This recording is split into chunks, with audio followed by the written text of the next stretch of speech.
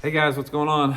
Welcome back here to another edition of Intuitive Angling, and really appreciate you guys making some time out of your day to visit the channel and watch the video. Always very grateful for that. Guys, if you saw the video I did yesterday, I was talking about my bait cast reels. I've had them for over 10 years and they're wore out, and I was in the market to buy some new ones, so I was sort of going over what is important to me on a bait cast reel. I'm going to do the same thing today with the spinning outfit, guys. My spinning reels are the same. They're 10 years old. They're wore out. Spent thousands of hours fishing with them, and it's time to get some new ones. And what I want to do in today's video, I sort of want to go over what I'm going to look for when I purchase a spinning reel, things that are important to me. And maybe if you guys are in the market for a spinning reel, it might help you guys make a decision there too. Also, guys, big thank you out there to everybody that's been hitting the subscribe button here the last couple of weeks on Intuitive Angling. Had some really good channel growth, much appreciated.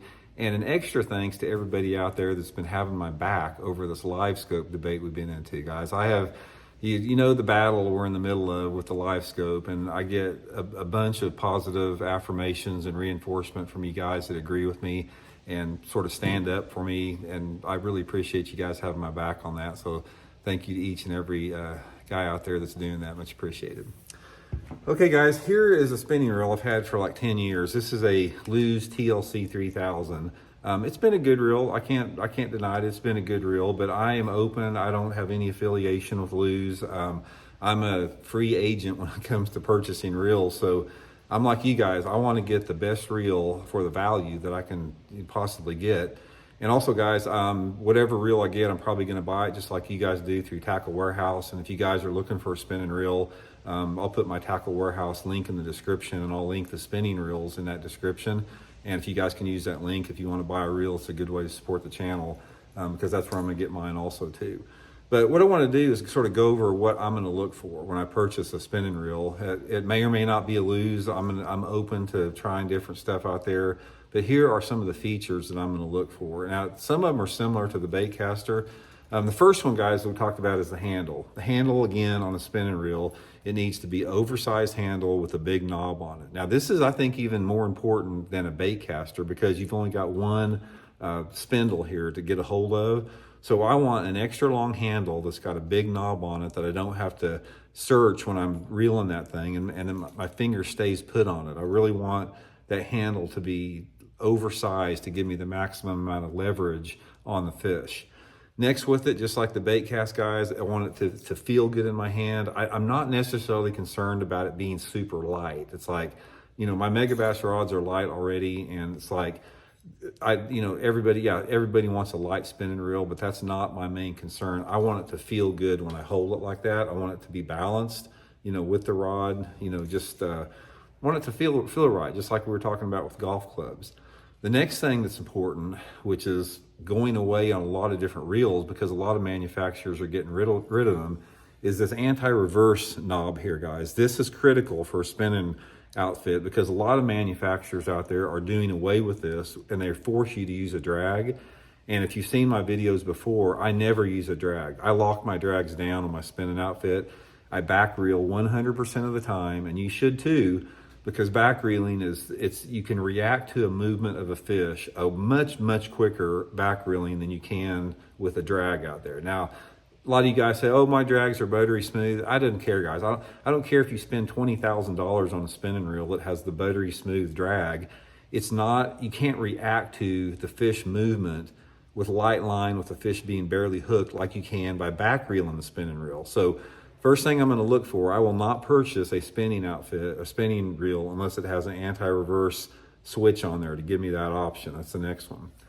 Next one, guys, is the spool size. Spool size is very critical. There's no reason to use anything except a 3000 series spool. A lot of guys out there use 2500 series out there. When you use a 2500 series, it's going to reduce the distance of your cast. You simply have a smaller diameter. The line comes off a little bit more with a little bit more friction, and you're going to reduce the distance of your cast. If you go to a 3000 series like this, you're going to cast probably 25% further than somebody with a if you use a 3000 series, you're going to cast further than somebody that has a 2500 series on there. So that's a really big important aspect there. And guys, finally, spinning reels are pretty simple. They're not quite as complicated as bait caster. The next thing that I'm going to look for is lots of ball bearings. Now, when you're talking about spending money on a bait caster or a spinning rod, I talked about how I'm not going to spend over $300 on the bait cast reel. I want to try to keep my bait cast reel under 200.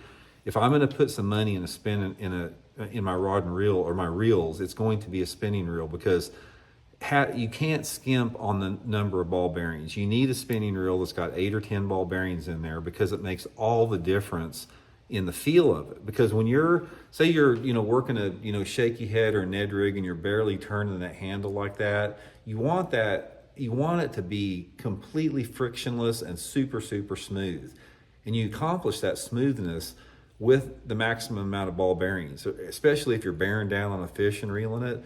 So if you're going to splurge a little bit on your reel selection, I would suggest being a little bit more economical on your bait casters and putting the money in the spinning outfit to get the maximum amount of ball bearings in there. Like I said, I'm just in the initial process of my shopping. I'm gonna scroll through the Tackle Warehouse, reel descriptions on there and sort of get a feel for that. Maybe, talk to some people that have been using some of the ones I look for, and going to make my decision after that. But anyway, that's what I'm going to look for in my reels, guys, out there. I suggest you guys do the same. It makes for a really good experience and a really high quality feel that you're going to get with your spinning outfits, because I do a lot of slow movement with my spinning outfits, like, slow working a jerk bait, barely cranking that reel handle, shaking a shaky head, something like that's a lot more finessey. So anyway, hope you guys enjoyed it. We'll talk later.